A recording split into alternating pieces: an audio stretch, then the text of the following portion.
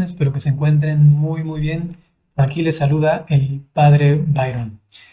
El día de hoy me acompaña un hermano sacerdote, un fraile, que quiere compartir con nosotros. Yo he conversado un poquito con él hace una semana, 2 semanas más o menos, y pues me he encontrado con una grata sorpresa de lo que él puede compartir con nosotros el día de hoy. Así que ahora en pantalla lo vamos a tener. Fray Claudio, muy buenas, ¿cómo está? Buenas tardes, padre Byron. Un gusto estar en vivo con usted, con su persona y poder compartir con nuestros hermanos que están en sus casas nuestra fe y profundizar cada vez más en nuestra fe. Qué gusto, Padre Claudio. Eh, Usted, como se ve aquí en la imagen, pertenece a una comunidad religiosa, ¿verdad? Es correcto, por gracia de Dios y sin mérito propio, pertenezco a la Orden de los Frailes Menores Capuchinos. Soy fraile y sacerdote y actualmente desenvuelvo mi trabajo en Costa Rica, pero como misionero pues me desplazo a otros países también del área centroamericana. Qué gusto, Padre. También me comentaba un poco que usted ha estado por allí, por Roma, estudiando. ¿Qué estuvo haciendo por ahí? Correcto. Hace unos años, también por gracia de Dios, la orden me pidió especializarme en ciencia de las religiones comparadas. Es una subespecialización dentro del área de la misionología. Y entonces me especialicé y desde ese entonces, ya bastante tiempo, colaboro con las diferentes iglesias centroamericanas en el discernimiento de movimientos sectarios, también en la atención de fenómenos presuntamente demoníacos, también fenómenos presuntamente místicos. Entonces mi vida desde hace 21 años se desenvuelve en esa área de estar estudiando los nuevos fenómenos religiosos, también los antiguos, y especialmente en todo lo que tiene que ver con ángeles y demonios. Si dijera, ¿qué soy? Bueno, soy un estudioso de lo anómalo, de lo extraño, y específicamente del tema de la demonología y de la angelología, específicamente católica, pero también me ha abierto a las corrientes de pensamiento de las otras religiones y corrientes cristianas y no cristianas. Justamente para hacer este estudio comparado, ¿no? Con esos otros movimientos y religiones. Qué interesante, ¿no? Para que todos lo sepan, este fue justamente el punto de conexión con el padre Claudio, Fray Claudio, que me llamó mucho la atención.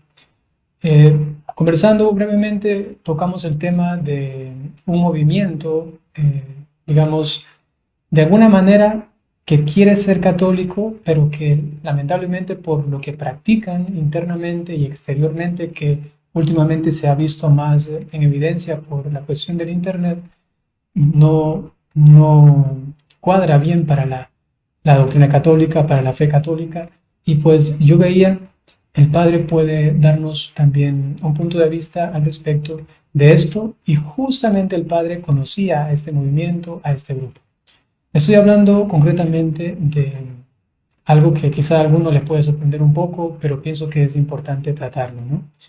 Ustedes saben que hace algún tiempo, queridos hermanos, yo he tratado algunos videos, algunos puntos al respecto de la doctrina que el sacerdote, el padre Guillermo Morales, ha promovido a través del Internet, y que me han llegado a mí muchas preguntas al respecto. Y claro, me viene un laico, otra persona, diciéndome: padre, lo que está diciendo el sacerdote, ¿es verdad, no es verdad? Pues yo tenía que aclarar esas situaciones, porque no solamente él lo dice, sino que muchísimas personas lo escuchan. Entonces, justamente toca que el hermano, el padre Fray Claudio, tiene conocimiento al respecto, y yo he hablado un poco también sobre esto, y quería el día de hoy, desde el conocimiento más específico, inclusive más especializado, más estudiado del padre, pues comentar al respecto. Usted, padre, conoce un poco también a el padre Guillermo, también a este movimiento, digamos, religioso, que digo, se quiere meter en la iglesia o quiere ser parte de la iglesia, pero que hay algunos conflictos específicos que se ve que no cuadran para que esté en comunión con ella. Fray Claudio, ¿qué podría decirnos al respecto, quizá desde el área de la heterodoxia de este movimiento? Inclusive Es yo mismo, correcto, padre. inclusive yo mismo no sé el nombre específico, si puede usted también comentarlo y explicarlo. Ujú. Bueno, tengo entendido que como fundación se llama Fundación Monte Alvernia y que es una fundación que tiene muchas obras de caridad y también podríamos llamarle que se ha configurado como un movimiento aún internacional, porque si bien la fundación base está en Colombia, pero desde hace ya bastantes años se ha venido extendiendo por América Latina y, según algunos me dicen, también hasta por algunos países de Europa, creo que España y también Estados Unidos. Entonces se ha convertido en un movimiento verdaderamente internacional.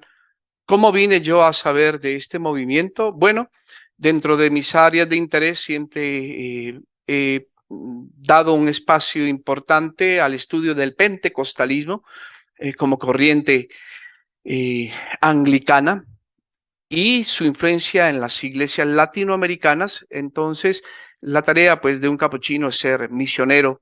Nosotros trabajamos en misión adyentes y en diferentes países centroamericanos en los que he trabajado en algún momento durante pláticas informales o guía espiritual o inclusive hasta dentro del confesionario, empecé a escuchar de prácticas anómalas, ideas también desviadas y que todas tenían un común denominador. Todas hablaban de un padre colombiano y un padre que tenía un nombre particular. Lo primero que me llamó la atención fue el segundo nombre, León, Guillermo León. Y después, lo que primero creí que era una confusión, Morales Morales, porque al principio creí que León era un apellido.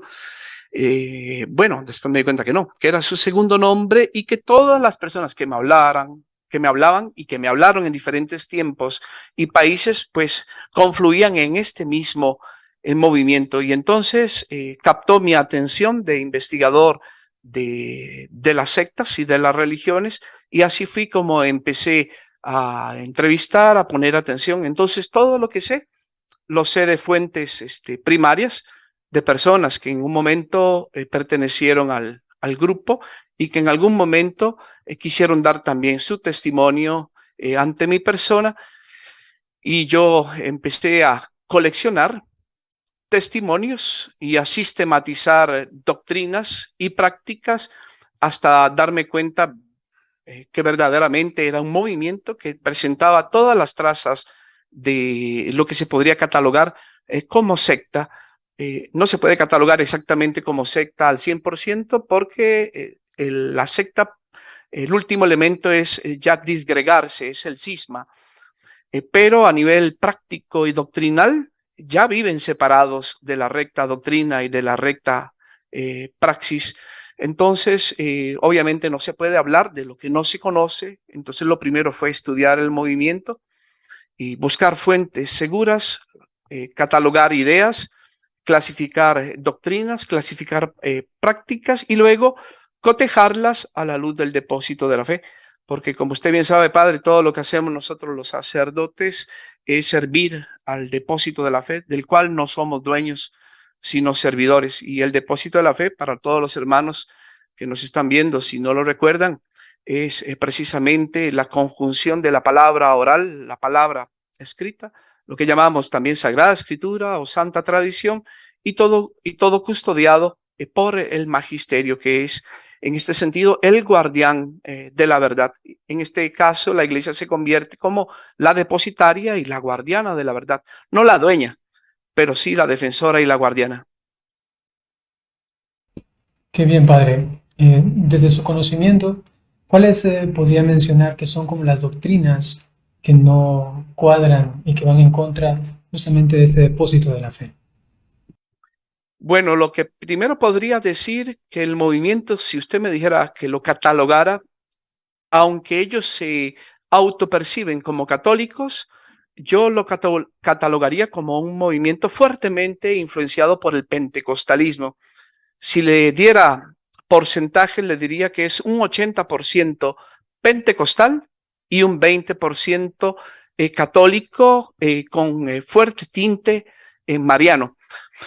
Ahora, lo que tiene es un cascarón, es lo que se llama un enmascaramiento institucional, que a veces es doctrinal y a veces es filantrópico, o sea, de obras sociales buenas, un cascarón católico, pero en el fondo, en el contenido, ya después de hacer un análisis exhaustivo, el movimiento está más cerca del pentecostalismo, que viene de línea anglicana, bautista, metodista, de tercera ola, que del catolicismo. Ahora, la iglesia latinoamericana, especialmente en muchos países centroamericanos y suramericanos, están altamente influenciados por el pentecostalismo, de tal modo que a veces ni las mismas personas católicas se dan cuenta que ya han mutado y se han hecho más pentecostales y han abandonado poco a poco el catolicismo.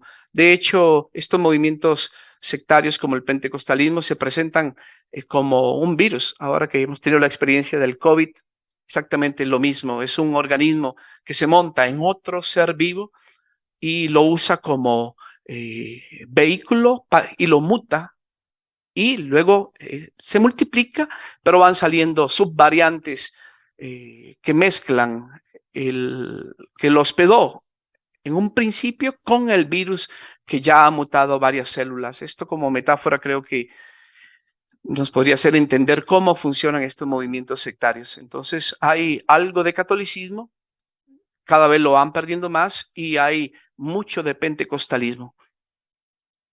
Cuando yo analizaba un poco justamente lo que el padre mencionaba, por ejemplo, él creía algo que luego yo analizando e inclusive recordándome el nombre de tal herejía, era la apocatástasis. Encontré que dentro del lenguaje de ellos, de sus creencias, entra esto.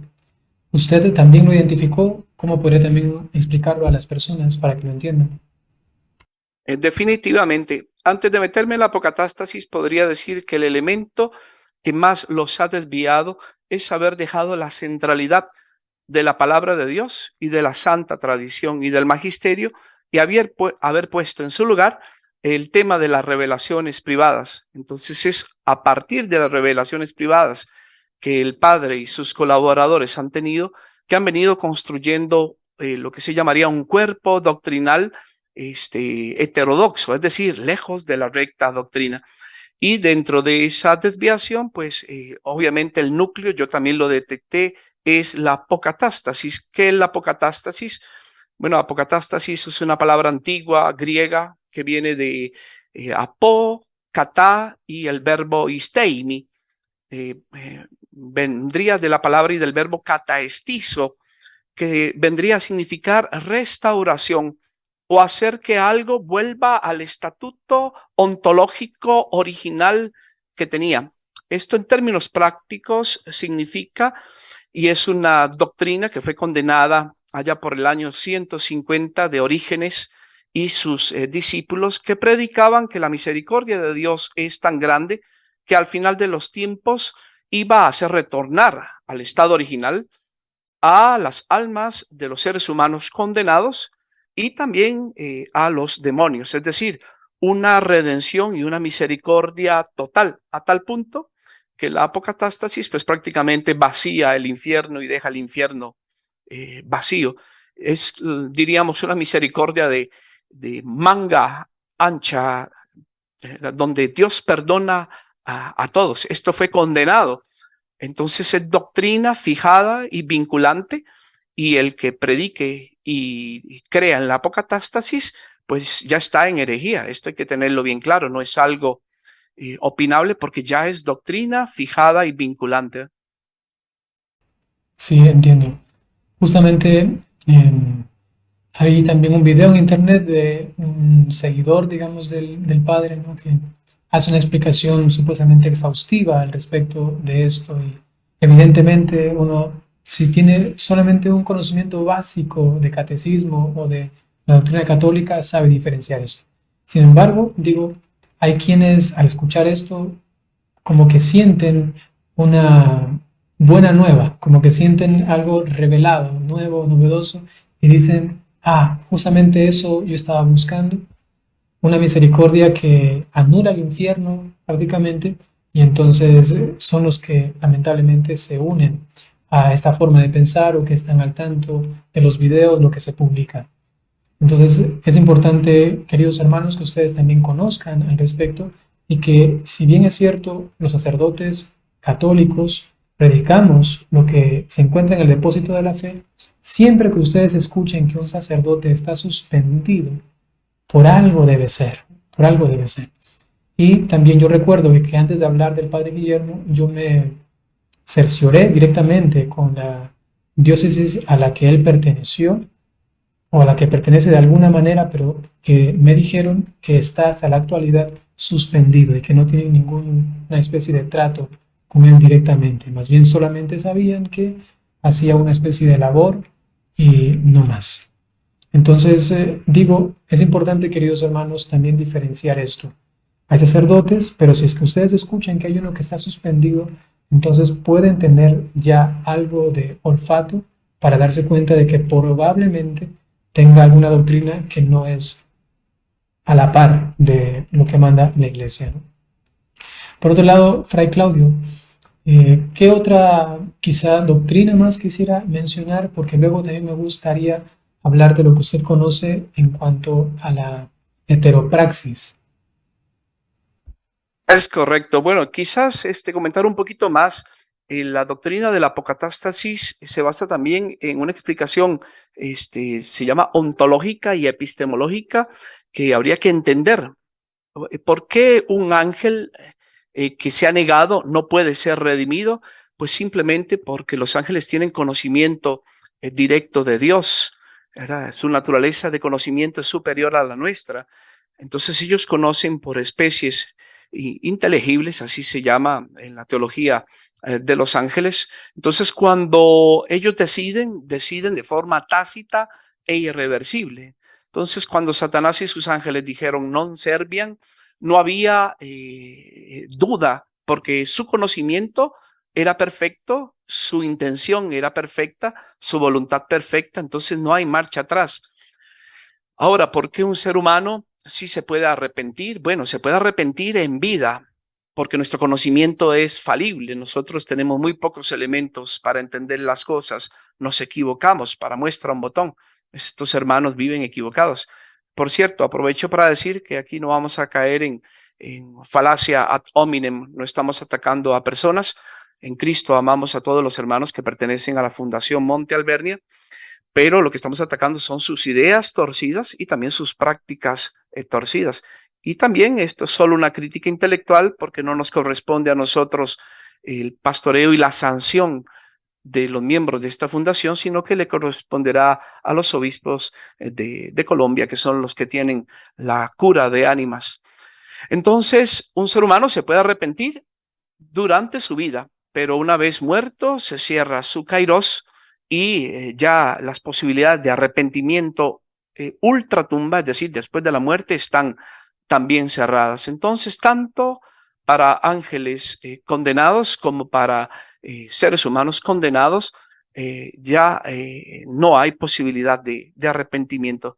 El arrepentimiento es en vida y por eso también el poder que recibió la iglesia, que también lo dice uno de los concilios, es terreno. El poder de atar y desatar es en esta tierra, no es ultraterreno. Entonces los sacerdotes podemos absolver únicamente pecados de seres humanos vivos.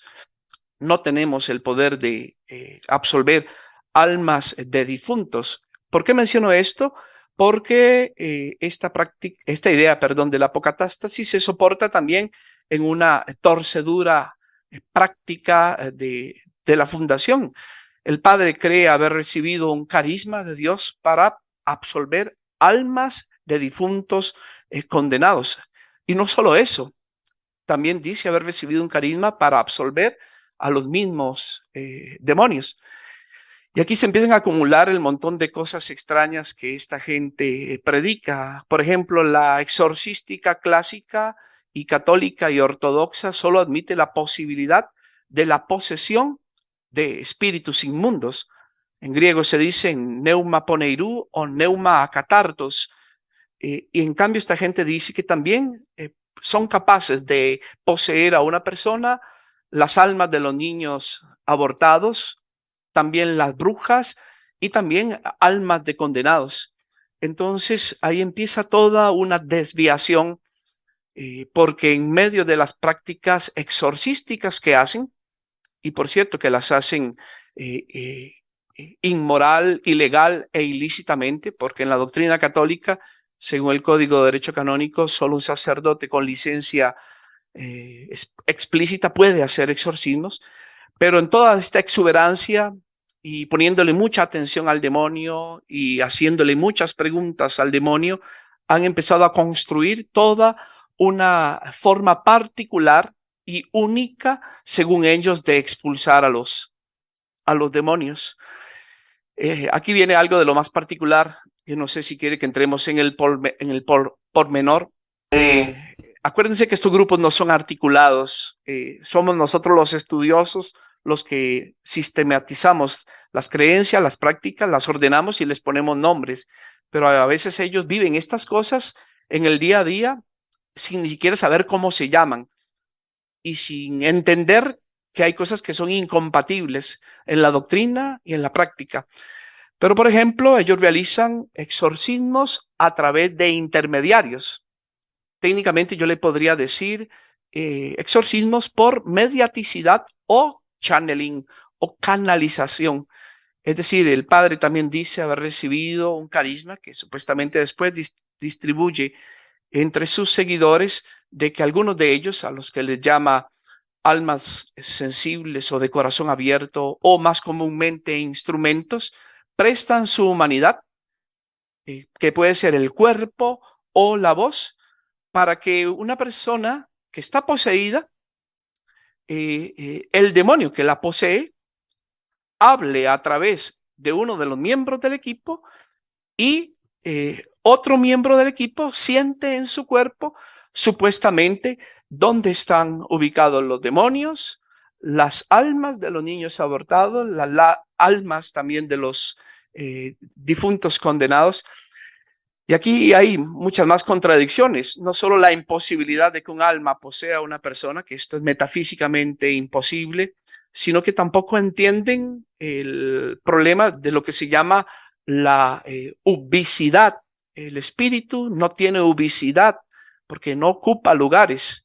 Entonces, un espíritu no está dentro de un cuerpo. Esto es metafísica básica tomista. El demonio actúa, se llama por poder, por virtus, se llama acción virtual. No es que el demonio está metido dentro de la persona, actúa desde afuera con una virtus, con un poder. Ahora, si el demonio no posee, mucho menos, o sea, poseer en el sentido espacial, mucho menos un alma de un niño, mucho menos el alma de un difunto. Ahora, ¿cómo se explica estos fenómenos que los que hemos participado en los exorcismos los vemos? Pues simple y llanamente son engaños del demonio, que a veces usurpa personalidades de difuntos y también si uno le pone atención y empieza a hacer diálogo con él es el príncipe de la mentira. Entonces te enreda y te mete en su juego y en lugar de ser el sacerdote el que guía el exorcismo, termina siendo el espíritu del mal con sus secuaces, los que con 1000 mentiras tejidas entre verdades terminan dirigiendo la sesión y así engañan a muchos y pervierten a muchos y hacen que sacerdotes y laicos de buena intención y de buena fe se vayan alejando de la recta doctrina, de la recta práctica y de la obediencia a sus pastores, terminando al final mal. Algo que también me llama la atención es que en alguno de esos videos que yo estaba reaccionando, vi que decía el padre, tómense, o decía, después de hacer una especie de supuesto exorcismo, decía, denle el agua tal santa o de la Virgen o de no sé qué. Entonces me percataba que también dentro de esos círculos suelen usar una especie de imitación de sacramentos o algo, perdón, de sacramentales. ¿Usted también conoce al respecto de esto? Es correcto, padre. Cuando uno estudia la historia de la exorcística, uno se da cuenta que antes de 1514, cuando la iglesia universalizó el ritual y prohibió y restringió el ministerio del exorcismo, pasaba lo mismo. Los exorcismos quedaban al libre albedrío y al criterio y a la creatividad de los sacerdotes, que en aquel entonces todos eran exorcistas. Ahora, este grupo se maneja igual. Este padre es lo que se podría decir sui generis.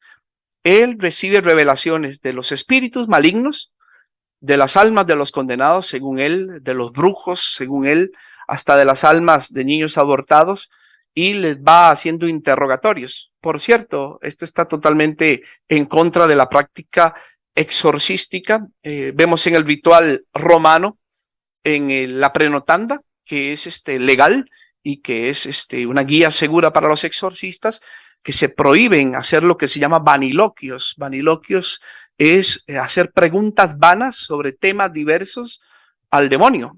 Las preguntas que podemos hacer en el exorcismo son muy pocas. En cambio, esta gente hace cientos de preguntas y por eso el demonio empieza a decirle a través de qué color entró, de qué marca de producto que comió la señora entró, por usar cuál electrodoméstico de X marca entró. Y también ahí vienen, también dice el padre que le han revelado Dios, lo que a él le llama, por cierto, bastante temerario el concepto, la verdadera sangre de Cristo.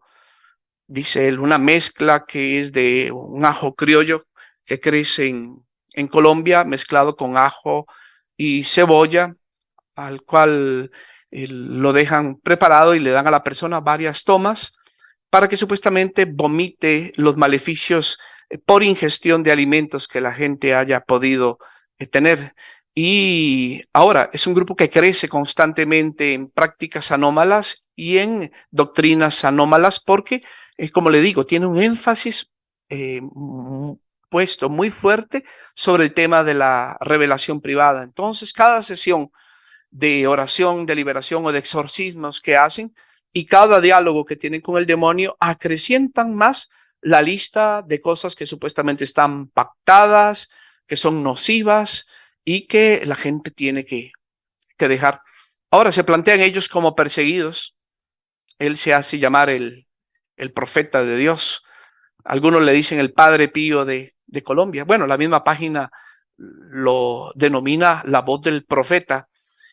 Y los que lo siguen creen que es un santo viviente y que ahora aquí viene el asunto más sectario. Todo esto lo hacen a escondidas de la iglesia, en desobediencia con la iglesia, porque tienen dos formas de acción, una ad extra ante la gente que es bastante ordinaria, diríamos de corte pentecostal, pero nada tan extraño que pueda llamar la atención. Y hay otra parte de la acción que es tras bambalinas, que son solo con grupos selectos, donde ya empiezan con todo este montón de florituras. Ahora, a mí también, padre, me ha llamado mucho la atención que en los últimos meses se hayan filtrado tantos videos que incriminan directamente al padre y a sus prácticas y a sus doctrinas, porque los videos ahora sí son lo que se llama evidencias contundentes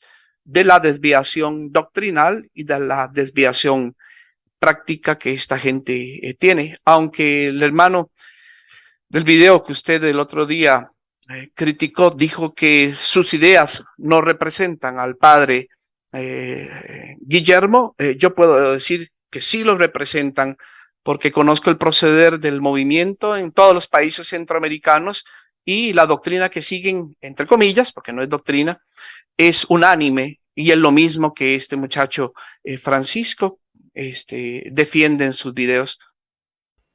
Excelente, padre, explicación, lo entendemos muy bien. A mí también me queda más claro al respecto de lo que yo había como investigado o había conocido solamente con base a esos videos.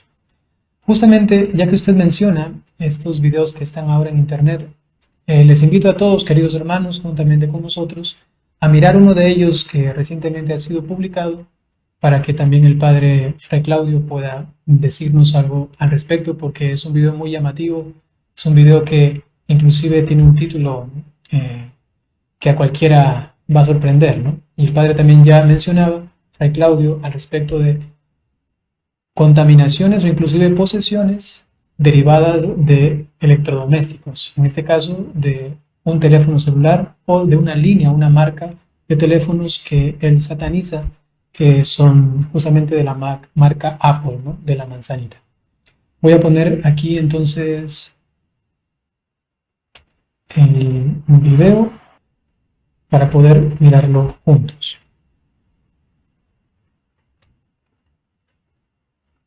El título es Apple es de Satanás.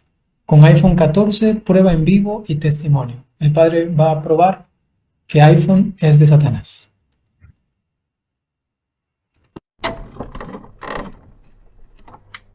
¿Cuántos de ustedes a estas alturas deberían estar muertos? Yo recuerdo cuando terminamos el congreso que yo advertí, 5 de aquí de este congreso van a morir si no se arrepienten. Providencialmente, los 5 llegaron entre lunes y miércoles más o menos, llegaron a la fundación. Para gloria de Dios, hoy hay 4 convertidos y uno que está pataleando y que si se descuida, lo matan. Y lo van a matar con la tecnología Apple. Porque entonces, de principio, es directo el padre, no anda con desviaciones, no anda con encubrimientos, va directo, ¿no? Apple directamente es el encargado de matar también a las personas a través de su influencia. que la tecnología Apple te abarca el cerebro, te coge el cerebro, te coge los sentimientos. Ojo a lo Apple. Doctora, ¿para qué es el celular? Ahora mismo lo quiebro. No me mire feo, venga para acá. Porque esa tecnología hay que quebrarla y quemarla. Ahora me lo entrega pues para que no se asuste tanto. El otro de atrás también me lo va entregando. Si quiere que le saque el diablo, quítense el aceite del diablo. Yo recuerdo, y aquí hay gente que es testiga, en el año 2020, cuando nosotros empezamos a romper los pactos de la tecnología Apple, una médico que ahora es religiosa de claustro, era una médico especialista, doctora en un montón de cosas, y entregó 2 Mac de más de 15 millones en el año 2020. 2 Mac. Paralelamente, cuando estábamos haciendo el ejercicio de romper espiritualmente lo que se ligaba a la persona, a la doctora le dio un infarto. ¿Qué dijo la bestia?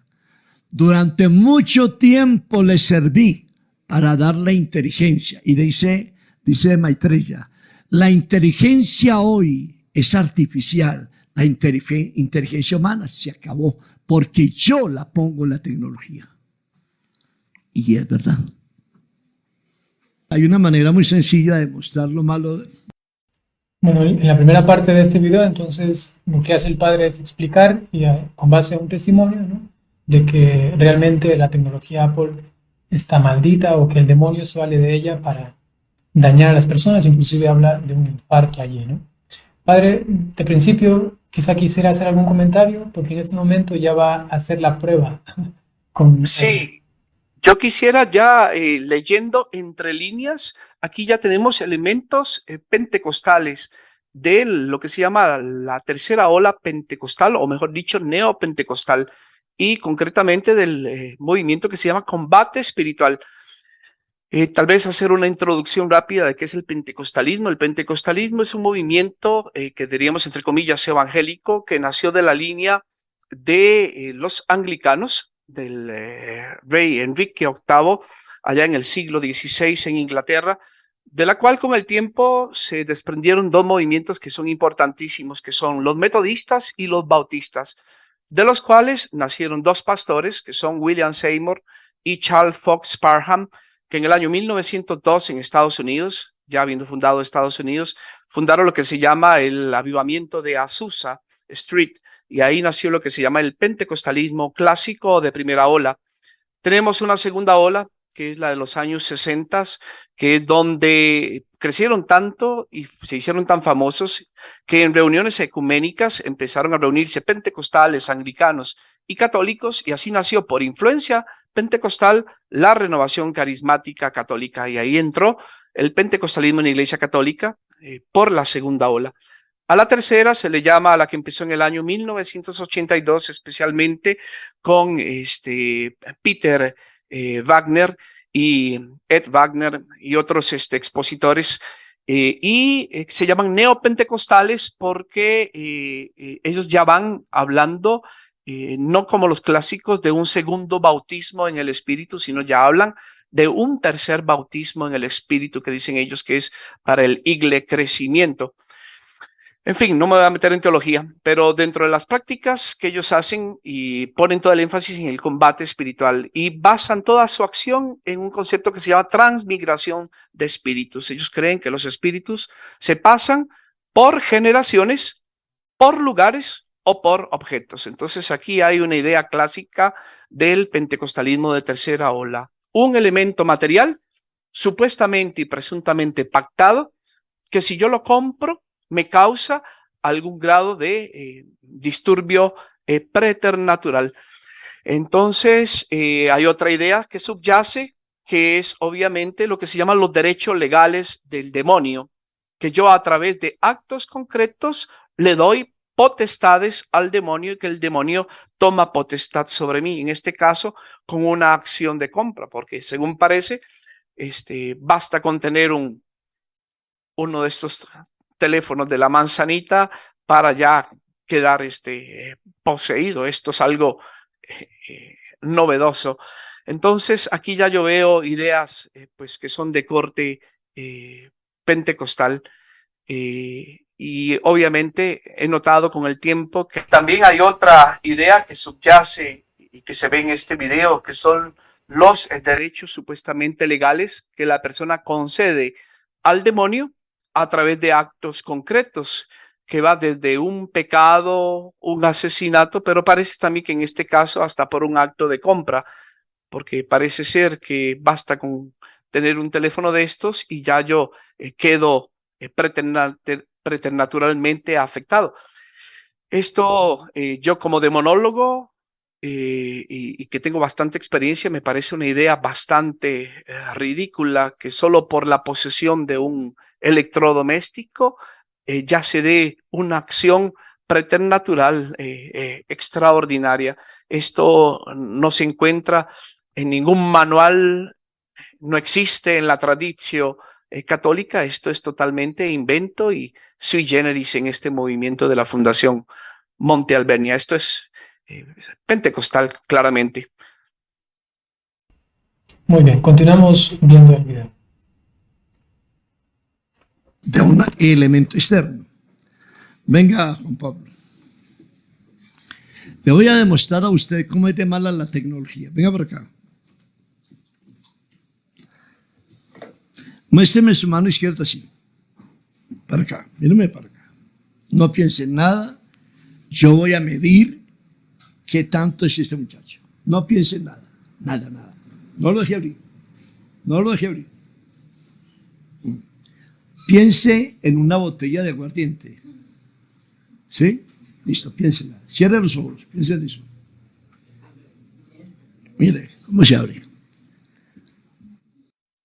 O sea, básicamente, cuando piensa en algo malo, él puede abrir el círculo que hace este muchacho con sus dedos. Hasta ahí es la explicación. Veamos cómo continúa. No lo deje abrir. A ver, vamos. Este es menos malo. Pensemos, ¿quién tiene un Apple? Tráigalo, préstelo. Si sale malo, se lo quiebro ahora mismo, tranquila. Este es la primer toque, porque es el toque del bolsillo, se llama esto. Este es Apple. Yo quisiera mencionar solamente una cosa ahí. Si es que el padre realmente, o sea, si él realmente creyese que esto es algo satánico, que esto es algo que causa tanto daño, ¿no? No pienso que haría bromas tales, ¿no? Sino que debería tener una real, inclusive como conciencia de que lo que está haciendo y tratando, pues implicaría un perjuicio tan grande para la persona que inclusive él habla de muerte, ¿no? Entonces, inclusive banalizar su propia doctrina, ¿no? Solo podría hacerlo el que la crea, ¿no? Qué cosa tan... Así es, padre. Esto para mí es bastante, diría, ridículo, porque medir un supuesto objeto que técnicamente, si usamos el lenguaje de la iglesia, tendría que estar infestado y que yo lo mido en su grado de infestación por esa prueba, por cierto, se parece a algo que hacían en los años 90 algunas corrientes de la nueva era, cuando se usaba la práctica de lo que llamaban la orinoterapia y que pedían a las personas que se hicieran vegetarianas y que solo tomaran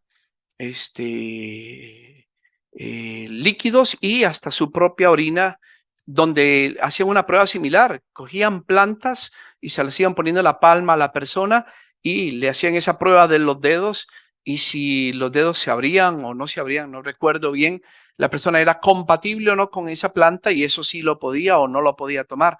Entonces esto es un elemento obviamente de la nueva era y pagano que está metiendo.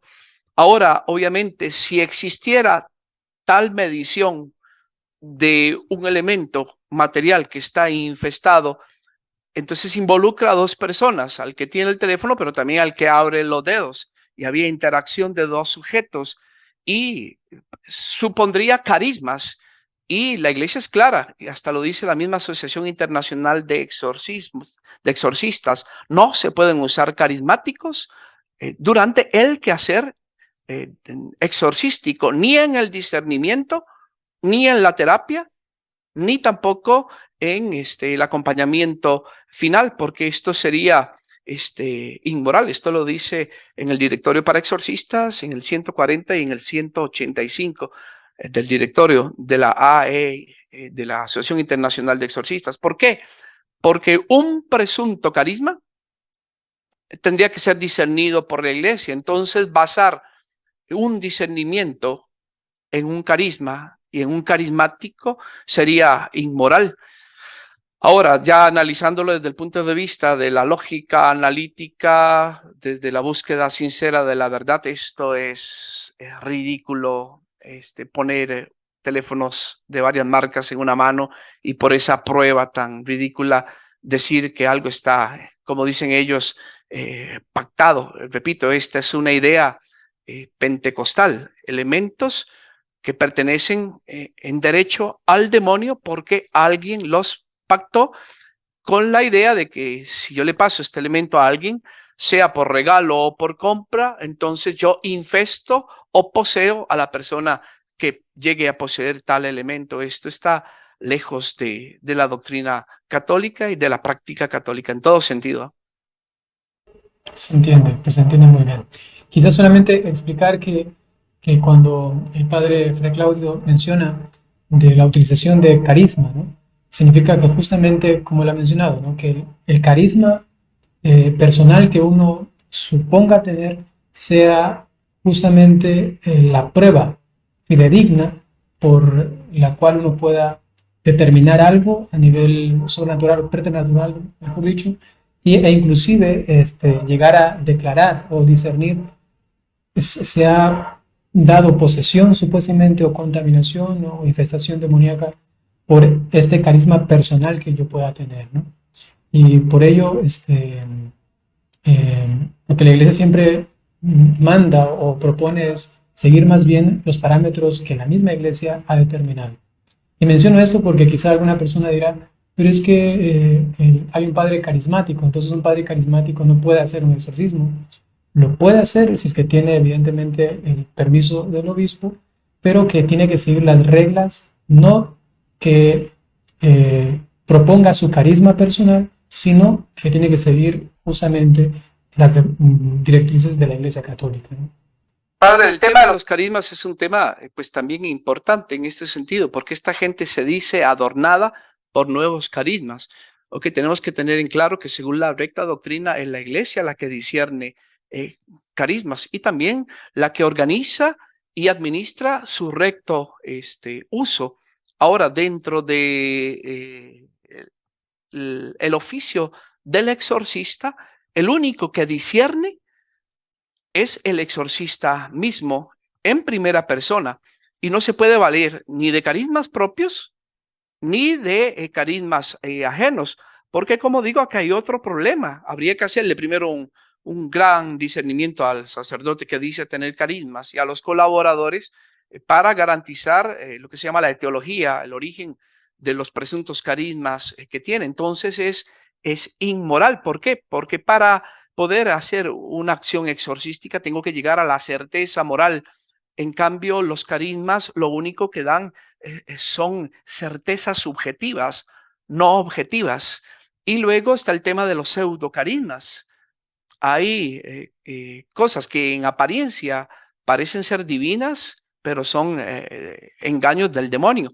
También está el tema de los disturbios psicológicos y psiquiátricos. ¿Quién me garantiza que algo que la persona dice tener y que supone ser un carisma es una enfermedad psicológica o psiquiátrica? Por eso es totalmente inmoral el uso de carismas. Ahora, llámese carisma, llámese mediaticidad, llámese sensibilidad, ni del el propio exorcista, ni de sus colaboradores. El discernimiento que usa la iglesia en la exorcística clásica es discernimiento por exclusión teológico y racional, sin participación alguna de elementos carismáticos.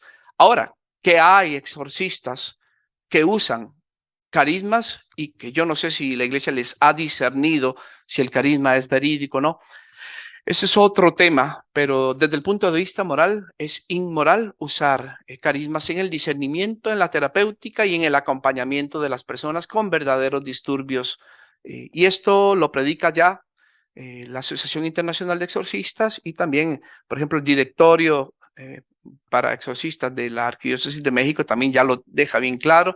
También en Estados Unidos también está bien claro en la Conferencia Episcopal Norteamericana, y cada vez más se va extendiendo. Acabemos de ver el video a ver si es que hay algún detalle también que se pueda analizar. Listo. Acá. ¿Cómo se abre? Mire, el cuadro es el rostro de San Francisco.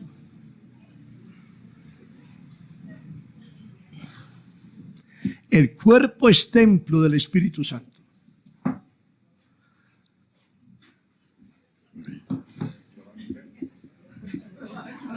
Ya lo voy a votar. Piense, y le voy a mostrar una cosa a ustedes aquí. Piense que usted vive en unión libre. ¿Listo?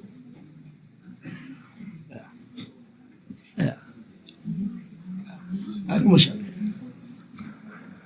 El propio cuerpo rechaza lo que le es nocivo, maldito, perjudicial para su propio cuerpo. Porque el cuerpo es templo del Espíritu Santo. Entrega y presta. Gracias, libro. Ya vio en carne propia, ¿no? Para que usted mismo se haga la pregunta. ¿Cuántas cosas perjudiciales a mi cuerpo tengo yo?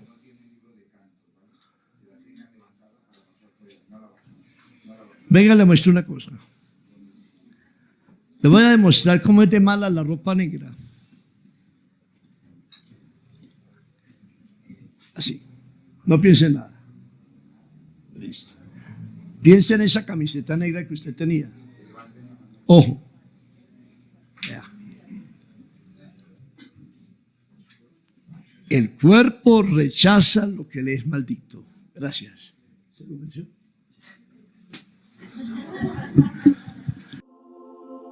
Imagínese, padre, entonces el negro está pactado, el metal está pactado, por eso ellos no usan rosarios de metal.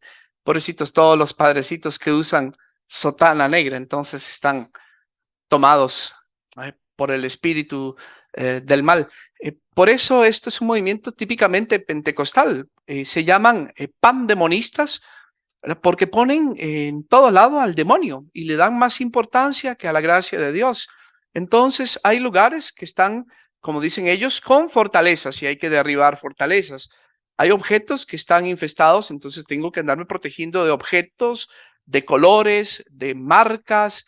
Y también hay personas que me pueden contaminar, entonces entran en una fobia y también psicosis porque todo está endemoniado. Por eso es que los pentecostales de tercera ola predican que la única acción y la más importante que puede hacer un cristiano es el combate espiritual. Y por eso todo está centrado en acciones exorcísticas. Y digo exorcísticas porque, bueno, no vamos a entrar en el tema de la oración de liberación, que es un concepto que no es católico, que no está en el depósito de la fe, versus lo que hace la Iglesia Católica, que es el exorcismo. Pero lo típicamente exorcístico es la autoridad confiada por Cristo a la Iglesia, en la autoridad de los obispos y de los obispos delegado a uno o varios sacerdotes.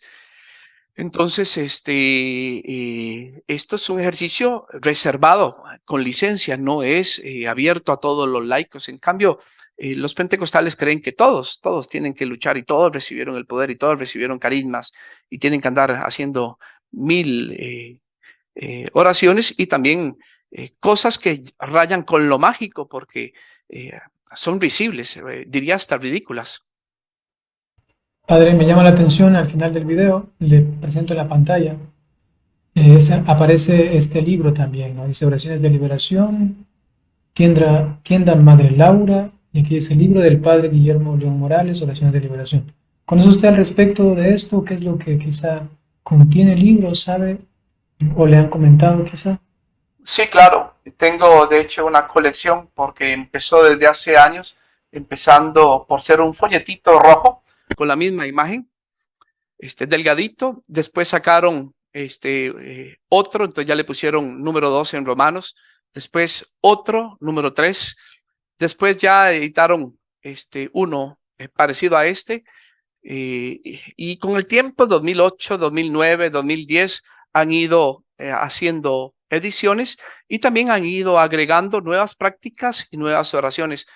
Por cierto, uno de los exorcismos que viene ahí, que se llama exorcismo de León XIII, que lo practican todos los feligreses en esta fundación, está prohibido y solo un exorcista lo puede hacer, y esto quedó bien claro en una de las instrucciones que publicó la Congregación para la Doctrina de la Fe.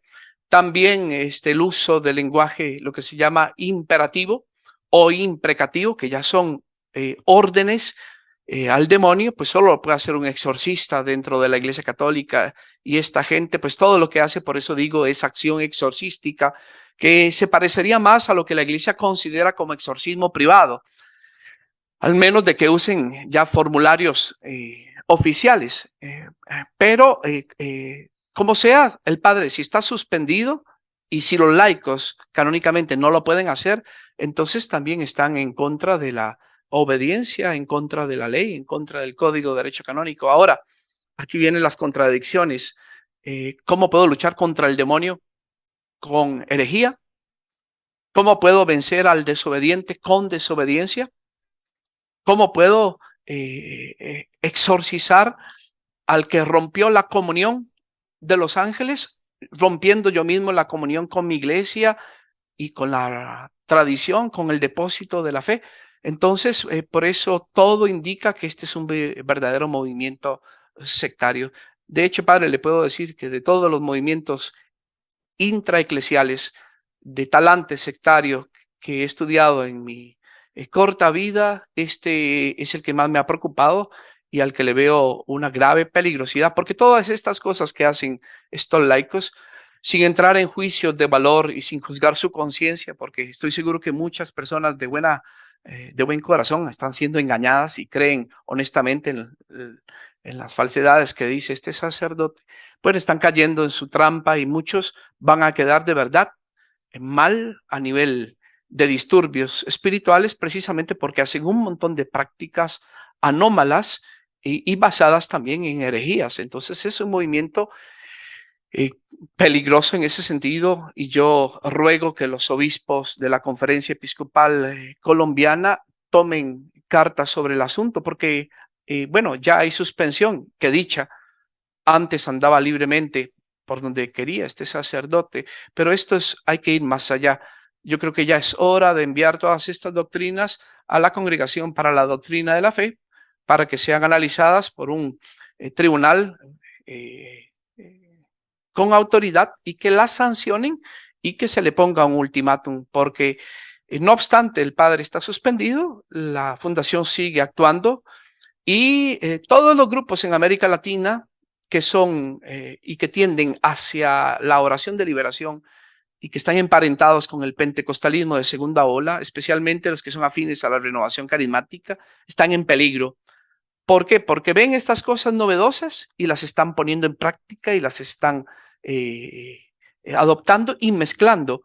Y entonces están saliendo nuevas mutaciones. Casi que todos los grupos de oración de liberación que he visto en Costa Rica tienen uno, varios o todos los elementos de la Fundación Monte Alvernia. ¿Por qué? Porque han asistido a sus congresos, convenios, y que no hablar de que también hay religiosas involucradas, sacerdotes diocesanos también que se han metido a aprender este tipo de acciones y las hacen a escondidas de sus obispos, y también tienen seminaristas y los infiltran en las diferentes diócesis y seminarios y son fieles al padre. O sea, como le digo, tienen un verdadero comportamiento sectario que la iglesia debería de atender y de sancionar, ¿verdad? Muchas gracias, Padre, por compartir esto. Realmente es muy valioso. En cuanto quizá a una tercera última parte de este encuentro, que ha sido realmente muy beneficioso, también sé que las personas que están hasta aquí escuchando lo sienten así. Padre, ya que ha mencionado, por ejemplo, a la renovación carismática o a aquellos que son más de talante carismático dentro de la Iglesia Católica, ¿qué recomendación podría dar a los fieles en general, en este caso a los laicos, pero también a los sacerdotes, para que no caigan quizá en doctrinas, en posturas o quizá en inclusive solamente convicciones personales que vayan tocando esto que hemos tratado hoy justamente al respecto de todo este mundo supuestamente para ellos, ¿no? De exorcismos, de liberación? Bueno, lo primero que podría decir, y para ser honesto intelectualmente, es que hablé de grupos afines a la renovación, pero no podemos caer en falacia de generalización diciendo que toda la renovación carismática es desviada y torcida. No, conozco muchas experiencias, algunas muy rectas, muy obedientes y muy ortodoxas. Y acuérdense que también la renovación carismática es un movimiento eclesial con personería jurídica y que está en regla. Ahora, pero dentro de la renovación hay algunos grupos que están más acorde con el depósito de la fe, otros que están más lejos. Entonces, ¿qué hay que asegurarse? Bueno, número uno, de formación católica y que sea dentro del depósito de la fe. Y aquí ya empezamos con el primer problema. Hasta hace pocos años empezó a haber formación seria para exorcistas. No hay casi literatura sobre exorcística católica en español. Entonces, aquí empezó el problema. ¿Qué hicieron muchos católicos, laicos y sacerdotes? Empezaron a leer libros pentecostales de tercera ola. Por cierto, tengo una colección aquí en mi habitación y tengo más de 70. Entonces, está plagada América Latina y son muy baratos y hasta se pueden descargar en versiones electrónicas gratuitamente. Entonces, asegúrese que el libro sea católico. Luego hay que tener cuidado, porque los libros que andan y que existen, los más famosos son del padre Fortea, del padre Amor. Ellos también tienen sesgo pentecostal, hay que admitirlo. Ellos dan opiniones personales, pero no todo lo que dice el padre Amor y el padre Antonio Fortea es católico. Acuérdense que hay que diferenciar entre lo que es doctrina y lo que es opinión teológica, lo que se llama teologúmeno. Entonces, hable con un experto, alguien que conozca el tema para que le ayude a discernir. 3, si usted tiene dudas, vuelva a ver para atrás. vuelve a ver qué han hecho los padres de la iglesia, los santos. Métase a la página también de la Asociación Internacional de Exorcistas. Esto es un esfuerzo que se está haciendo universalmente importante de formación. Y si algún sacerdote siente especial sensibilidad hacia el tema de la exorcista, que hable con su obispo.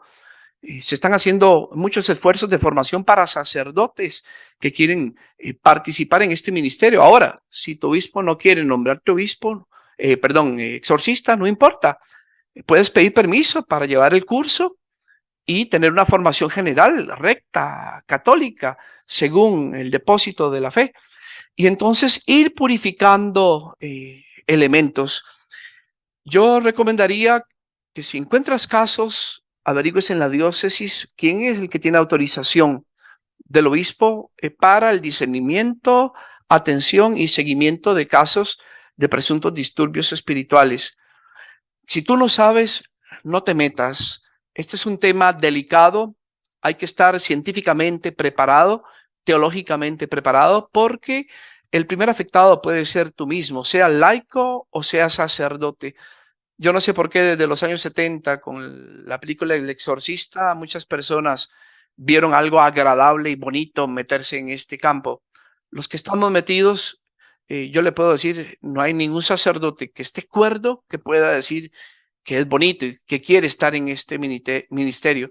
Lo hacemos por servicio de caridad, pero es un ministerio terrible, peligroso.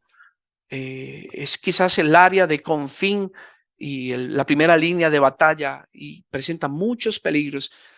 Para todos los sacerdotes y laicos que se meten en estas doctrinas y prácticas desviadas, dense cuenta que ya están en las redes del príncipe del mal, ya están en desobediencia, ya están en doctrinas torcidas, en prácticas torcidas, y que todo esto pues va a ser en algún momento juzgado. Así que vuelvan a la recta doctrina. Dios nos da la posibilidad de convertirnos, y la conversión no solo es un cambio moral, también es un cambio de mentalidad.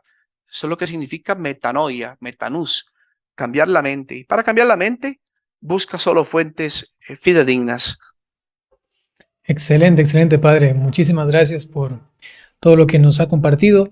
Hay aquí algunos temas que seguramente también la audiencia quisiera tratar o profundizar más, así que no sea esta la primera y última vez, sino que Dios así lo permita, pues tengamos otra conversación al respecto también de algún otro tema que usted se ha especializado. Así que muchísimas gracias, Fray Claudio, por este momento. Si no es mucha molestia, nos puede dar la bendición a mí y a toda la audiencia, y también si quiere decir algo para terminar. Con mucho gusto, padre. Lo quiero felicitar el esfuerzo que usted hace. Usted tiene una generación diferente a la mía, y el título de sus páginas lo delatan. Es un millennial, y estos medios de comunicación masivos son un nuevo Areópago, un lugar desde donde se puede hacer mucho bien y predicar. Y estamos en la misma lucha, siempre luchando por la verdad, por la recta doctrina y la recta práctica. Entonces puede contar conmigo. Este movimiento y el pentecostalismo y la exorcística es solo una de las áreas en las que me he metido, pero mi conocimiento va más allá de la nueva era, de la santería, etcétera. Entonces espero que sea una primera colaboración y que haya muchas más, porque nos tenemos que usar de todas las herramientas y unirnos.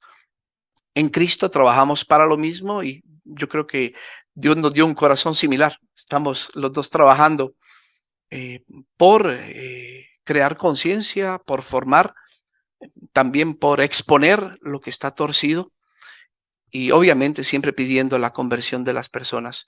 Y a las personas pues sigan buscando la verdad con todo lo que tengan, cuestiónenlo todo, desechando lo malo y quedándose con lo bueno, nos decía nuestro querido San Pablo. Entonces, muchas gracias, Padre, y quedamos disponibles y abiertos para futuras colaboraciones. Su bendición, Les doy la padre. bendición, entonces, ¿le parece? Y también aclarar, esto es un tema, hay bendiciones que son lo que se llama deprecativas y otras que son constitutivas. Yo no puedo bendecir agua a través de de una transmisión, pero sí puedo bendecirlos. ¿Por qué? Porque es una bendición deprecativa. El de en latín significa bajar y prechis, oración para que baje. Entonces el sacerdote solo invoca y es Dios el que bendice. Por eso los católicos no decimos bendiciones, como dicen los protestantes, aunque cada vez oigo a más católicos saludando así. Nosotros decimos que Dios te bendiga. Entonces, lo que voy a hacer es deprecar, pedirle a Dios para que baje la bendición donde quiera que estés. Dios que es omnipresente, Dios que sí tiene ubicuidad, que sí está en todos los lugares, te va a bendecir donde estés. Inclinen su rostro para recibir la bendición. Que el Señor esté con ustedes. Y Que con el tu Señor los espíritu. bendiga y los guarde. Haga brillar su rostro sobre ustedes y les conceda su favor. Tenga misericordia de ustedes y les conceda la paz. Y la bendición de Dios Todopoderoso, Padre, Hijo y Espíritu Santo, descienda sobre ustedes y los acompañe siempre. Amén. Muchas gracias, Padre. Fray Claudio, un gusto muy grande. A ustedes, hermanos. Hasta pronto. La verdad nos hará libres. Ánimo, hermanos.